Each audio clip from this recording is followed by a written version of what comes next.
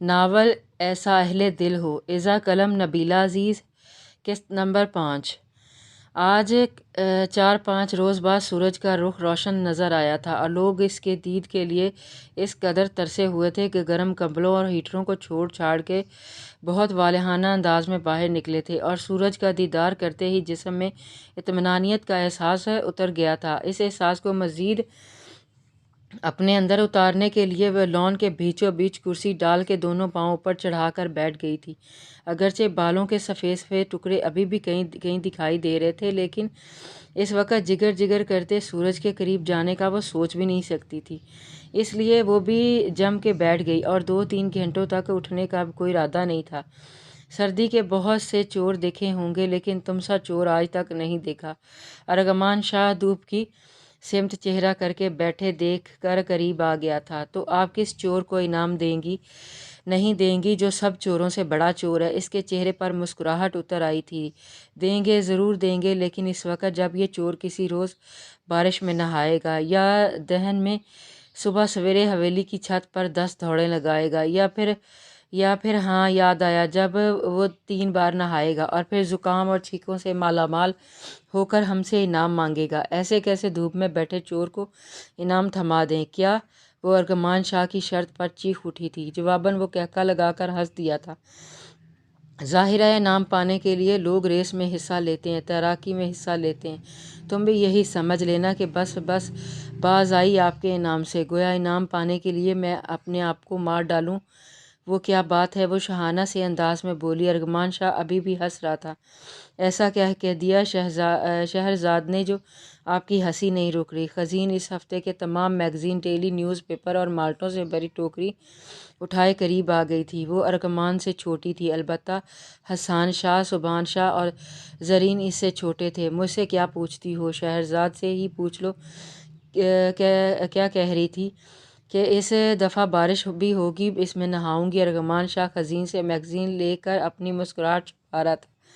اور جب میں مر جاؤں گی تو آپ لوگ نعرہ لگائیں گے، شہرزاد زندہ باد! وہ جل کے بولی۔ اب کی بار خزین کھلکھلانا شروع ہو گئی تھی۔ رفتہ رفتہ حویلی کے بہت سے افراد لان میں جلوہ گر ہونے لگے تھے اور اچھی خاصی رونق لگ گئی تھی۔ ارغمان بیٹا، مکتوم تمہارے ساتھ گیا تھا، کہاں ہے؟ میران بی بی نے اندر سے آتے ہی استفارہ کیا۔ اس استفارے میں تشویش تھی۔ شہرزاد ان کی آمد اور پھر ان کی بات سن کر سنجیدہ ہو گئی تھی۔ 2-3 روز پہلے اس مکتوم کی وجہ سے دونوں ماں بیٹی میں بدمزگی ہو گئی تھی۔ اس کی ماں نے پہلی بار اس پر ہاتھ اٹھایا تھا اور اسے لعنت ملامت بھی کی تھی۔ ابھی تک اس بدمزگی کے بعد ان میں کوئی بات نہیں ہوئی تھی۔ میران بی بی نے اس سے سلسلہ کلام ترک کیا ہوا تھا۔ چاچا سائیں کے کسی کام سے اسلام آباد گیا ہوا ہے، شام تک آ جائے گا، آپ آئیے نا ہمارے ساتھ بیٹھیے۔ ارغمان شاہ کرسی سے کھڑا ہو گیا تھا۔ نہیں، بیٹھو تم لوگ، میں فارغ نہیں ہوں۔ اس کا کندھا تھپتھپا کر اندر کی طرف مڑ گئی۔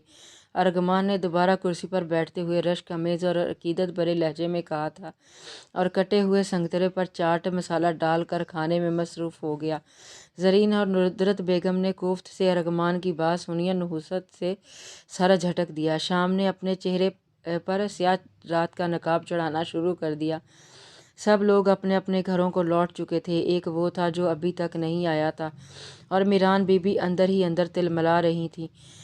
چچا سائیں، فیروز شاہ نے یہ جاننے کے باوجود وہ 2 دن سے بخار میں مبتلا ہے، پھر بھی اسے کام سے بھیج دیا تھا، اور وہ یہ کام کسی اور سے بھی کروا سکتے تھے۔ میران بی بی، کھانا لگ چکا ہے، ٹھنڈا بھی ہو چکا ہے، میں آپ کے بڑھاپے میں بیٹھے بیٹھے کھو جانے کی عادت سے حیران ہوں، حالانکہ یہ کام جوانی میں اچھے لگتے ہیں۔ پیر سائیں نے نرمی سے بیوی کو متوجہ کیا اور دسترخوان پر بیٹھی تھی، لیکن دھیان انجانے کہاں پہنچا ہوا تھا۔ میں مکتوم کا انتظار کر رہی تھی، اس کی طبیعت بھی خراب تھی اور ابھی تک نہیں آیا، باہر بہت ٹھنڈ ہو رہی ہے، آپ فون کر کے اس کا پتہ کیجئے۔ تم نے پہلے کیوں نہیں بتایا؟ ہم تو سمجھ رہے تھے اپنے کمرے میں ہے شاید۔ وہ بھی ہاتھ کھینچ چکے تھے اور ملازمہ کو فون لانے کا اشارہ کیا۔ السلام علیکم۔ اس نے ڈائننگ روم میں قدم رکھتے ہی سلام کیا اور میران بی بی تیزی سے قریب آئی تھی۔ شہرزاد نے کوئی بھی محبت بھرا جذباتی نظارہ دیکھنے سے قبل چہرہ جھکا لیا تھا۔ آؤ بیٹا، بیٹھو، کھانا کھاؤ، ہم تمہیں ہی کال کرنے والے تھے۔ پیر سائیں نے اپنے برابر والی کرسی کی سمت اشارہ کیا تھا۔ وہ ہمیشہ سے اپنے برابر میں بٹھاتے تھے۔ ایک مدت انہوں نے مکتوم کو اپنے ہاتھوں سے کھانا کھلایا تھا، شاید اسی لیے ان کے اپنے بچوں کو بھی یہ شوق، یہ آرزو ہو گئی تھی کہ وہ انہیں بھی مکتوم کی طرح کھانا کھلائیں، مگر انہوں نے آج تک اپنے بچوں کا شوق پورا نہیں کیا تھا۔ ابھی بھوک نہیں ہے، میں کچھ دیر آرام کرنا چاہتا ہوں، آپ لوگ کھانا کھائیں۔ سوری، میری وجہ سے آپ ڈسٹرب ہوئے۔ اس نے سب سے معذرت کی اور واپسی کے لیے مڑ گیا۔ میران بی بی اس حال احوال پوچھتی فکر مندی میں اس کے ساتھ چلتے ہوئے سیڑھیاں تک آئیں، اور وہ سیڑھیوں پر قدم رکھتے رکھتے رک گیا تھا۔ گردن موڑ کر دیکھا، ان کے چہرے پر پریشانی کے سوا صرف اور صرف ممتا نظر آ رہی تھی۔ تائی امی، آپ میرے لیے اتنا پریشان کیوں ہوتی ہیں؟ کیا حاصل میری فکر سے؟ آپ کو تو اپنے بچوں کی فکر کرنی چاہیے۔ توقیر شاہ، عبیر شاہ، شہرزاد، سب کو آپ کی توجہ چاہیے۔ میرے لیے تو دوہرے رشتے بھی بناتے ہو، ایک طرف تائی ایک طرف ماں بھی کہتے ہو، پھر پوچھتے ہو پریشان کیوں ہوتی ہوں، اور تیری فکر سے کیا حاصل ہوتا ہے؟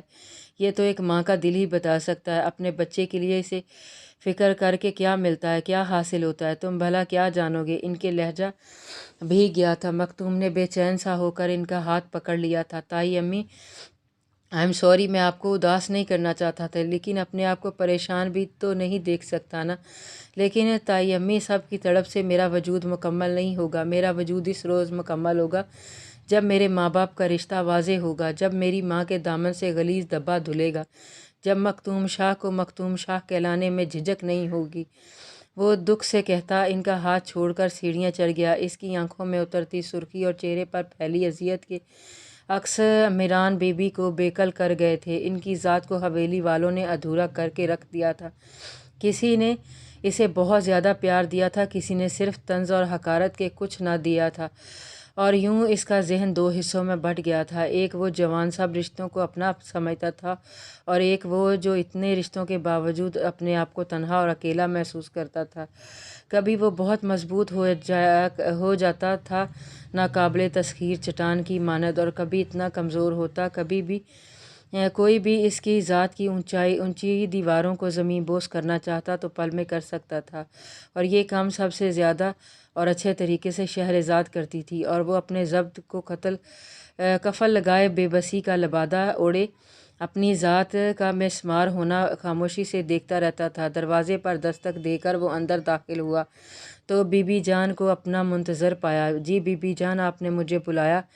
ادھر آؤ، ہمارے پاس بیٹھو۔ انہوں نے بیڈ پر اس کے لیے جگہ بنائی اور اسے بیٹھنے کا کہا۔ وہ متوازن قدم اٹھاتا ان کے قریب آ گیا، بیٹھ گیا، اور بی بی جان نے اس کا ہاتھ اپنے نرم نرم بوڑھے ہاتھوں میں لے کر تھپ تھپانا شروع کر دیا۔ اب کیا کچھ پڑھنا باقی رہ گیا ہے؟ کتنی ڈگریاں لے گا میرا شاہ پتر؟ وہ بچوں کی طرح پچکارتے ہوئے پوچھ رہی تھی۔ اس سال CSS میں کامیاب ہو جاؤں تو پریکٹیکل لائف میں آ جاؤں گا اور کسی بہتر جاب کو ترجیح دوں گا۔ آخر کب تک یوں جیا جا سکتا ہے؟ کیوں، کیا ہوا ہے؟ کچھ نہیں، مجھے بھلا کیا ہوگا؟ وہ اپنے آپ پر ہنسا۔ پھر نوکری کی کیا ضرورت ہے بی بی جان؟ نوکری ہی کی تو ضرورت ہے۔ تو یہ باپ دادا کی جائیداد کس کے کام آئے گی؟ باپ دادا میرے کام کے نہیں آئے تو ان کی جائیداد لے کر کیا کروں گا؟ اس کے لفظ لفظ میں شکایت تھی، شکوے تھے۔ بی بی جان دیکھ کر رہ گئیں۔ اچھا چھوڑو ان باتوں کو، تو یہ بتا کسی لڑکی کو پسند کرتا ہے؟ بی بی جان جھنجھلا کر سر جھٹکا اور اپنے مطلب کی بات پر آ گئی تھیں۔ اندازے میں تھوڑا اشتیاق اور تجسس تھا۔ کیوں؟ اسے تھوڑا تعجب ہوا۔ تیری شادی کرنا چاہتی ہوں، تیرے پیر سائیں بھی یہی کہہ رہے تھے، لیکن بی بی جان ابھی تو میں سوچ بھی نہیں سکتا۔ دیکھ شاہ پتر، توقیر تجھ سے بڑا ہے، اور شاہ پتر اس کی شادی کرنا چاہتا ہے، لیکن وہ یہ بھی چاہتا ہے توقیر اور تیری شادی کی خوشی اکٹھی ہو جائے۔ کلام شاہ اور خیام شاہ کے بیٹوں کی اکٹھی شادیاں ہوں گی، بی بی جان پرجوش انداز میں بتا رہی تھی، لیکن وہ سنجیدگی کی لپیٹ میں تھا جو کہ ہمیشہ ہی رہتا تھا۔ آئی ایم سوری، میں ابھی شادی کے لیے تیار نہیں ہوں۔ دیکھ پتر، اگر حویلی میں کوئی لڑکی پسند ہے تو بتا دو۔ ویسے بھی خزین تو پہلے ہی طلاق کی مانگ ہے، اور شہرزاد کے لیے بہروز اور ندرت کے لیے کہہ رہے تھے۔ ارغمان خیر سے تجھ سے بھی بڑا، اور زرین حمیرہ نویرہ امانہ جو بھی پسند ہے ابھی بتا دو، تاکہ تیری بات بھی پکی کر دوں، کم سے کم نشانی تو ہو جائے تیری۔ بی بی جان، آپ کیوں نہیں سمجھ رہی؟ مجھے ابھی شادی ہی نہیں کرنی، کیا کوئی شہر کی لڑکی پسند ہے؟ بی بی جان سے ذرا محتاط سے انداز میں پوچھا، اور مختوم شاہ ان کی اتنی اپنائیت اور معصومیت پر نرم ہو گیا۔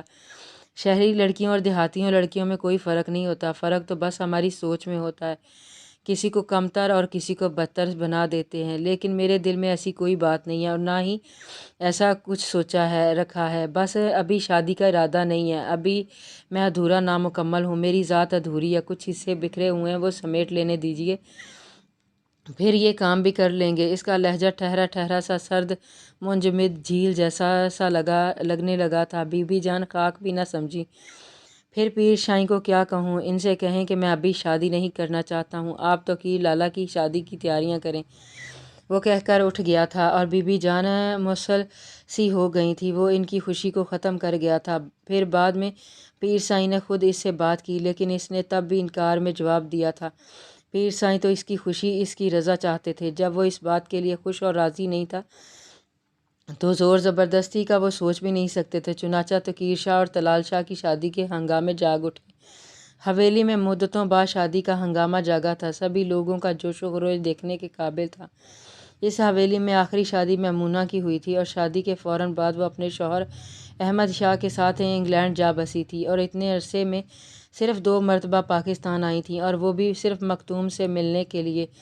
انہیں اپنے عزیز ترین بھائی کا بیٹا اپنے بھائی سے بھی زیادہ عزیز تھا، ہفتے میں کئی بار فون کر کے اس کی خیریت معلوم کرتی رہتی تھی۔ احمد شاہ اور ان کے بچوں کو بھی مختوم سے بہت لگاؤ تھا، وہ اتنی چاہت پر شادمان خاموش سا رہ جاتا تھا، اور اب تو وہ لوگ پوری فیملی سمیت پاکستان آ رہے تھے، آخر شادیوں میں شرکت جو کرنا تھی۔ ادھر آؤ وہ 2-3 سیڑھیاں طے کر چکا تھا جب حاکمانہ انداز اور تحقیر آمیز لہجے میں پکارا گیا۔ وہ بنا مڑے ہی آواز کے مالک کو پہچان سکتا تھا۔ 2-3 سیکنڈ اس نے انجانے کیا سوچا، پھر پلٹ کر کسی رعایا کی طرح ان کی خدمت میں پیش ہو گیا تھا۔ وہ صوفے پر بیٹھی تھی۔ لاہور کب جا رہے ہو؟ اس کے استفارے پر مختوم شاہ نے اسے نظر اٹھا کر دیکھا۔ کیوں؟ کیا؟ اس کے استفارے پر حیرت ہوئی۔ میں تمہارے ساتھ جانا نہیں چاہتی، نہ تمہاری شکل دیکھنے کا شوق ہے، کوئی اور کام تھا۔ اس کی استفہامیہ اور استفجامیہ نظریں دیکھ کر وہ نحوست سے بولی، فرائیڈے کو جاؤں گا۔ جواب مختصر تھا، گاڑی کی چابی کہاں ہے؟ میری جیب میں۔ وہ کچھ سمجھا، کچھ نہیں سمجھا۔ لاؤ مجھے دو۔ انفیکٹ شادی کی شاپنگ کرنے کے لیے ہمیں روز اسلام آباد جانا پڑتا ہے، سب مرد حضرات صبح صبح اپنی گاڑیاں لے کر نکل جاتے ہیں، بعد میں پریشانی ہوتی ہے۔ حویلی والی گاڑیاں بھی بابا سائی نے اپنے شہر سے آنے والے دوستوں کو دے رکھی ہیں۔ اس نے بڑی شرافت اور سعادت مندی سے چابی دے دی۔ فرائیڈے کو تمہیں تمہاری گاڑی مل جائے گی، وہ شان بے نیازی سے کہتی اسے جانے کا اشارہ بھی کر چکی تھی۔ اس نے جانے سے پہلے ایک نظر اس لڑکی کو بغور دیکھا جو اس کی ہی نہیں اس کے ماں باپ کی ذات کے بھی پرخاچے اڑا کے رکھ دیتی تھی۔ اس لڑکی نے مختوم کے دل کا کوئی کونا ایسا نہیں چھوڑا تھا جہاں اس کے لفظوں کے نشتر نہ لگے ہوں۔ اس کے دل کے کونے کونے سے لہو رستا تھا، اور اس لہو سے اس کی آنکھوں میں اس قدر سرخی ہوتی تھی کہ وہ راتوں کو سو نہیں پاتا تھا۔ آج تک مختوم شاہ کی نیند پوری نہیں ہوئی تھی، وہ کبھی سو ہی نہیں سکا تھا۔ اس کی آنکھیں جلتی تھیں، ابھی بھی جل رہی تھیں۔ وہ شہرزاد کا پرغرور سراپا نگاہوں سے بھسم کر دینا چاہتا تھا، لیکن وہ بے خبر بیٹھی تھی، اس کی گاڑی کی چابی گھماتی، ٹی وی دیکھنے میں مصروف تھی۔ باہر خواتین کی آوازوں کا شور اٹھا تو اندازہ ہو گیا کہ وہ شاپنگ کر کے آ گئی ہیں۔ مختوم تیزی سے لاؤنج کی حدود سے نکل گیا۔ اب یہاں دمن چوکڑی مچنے والی تھی، کپڑے اور زیورات بکھرنے والے تھے۔ To be continued.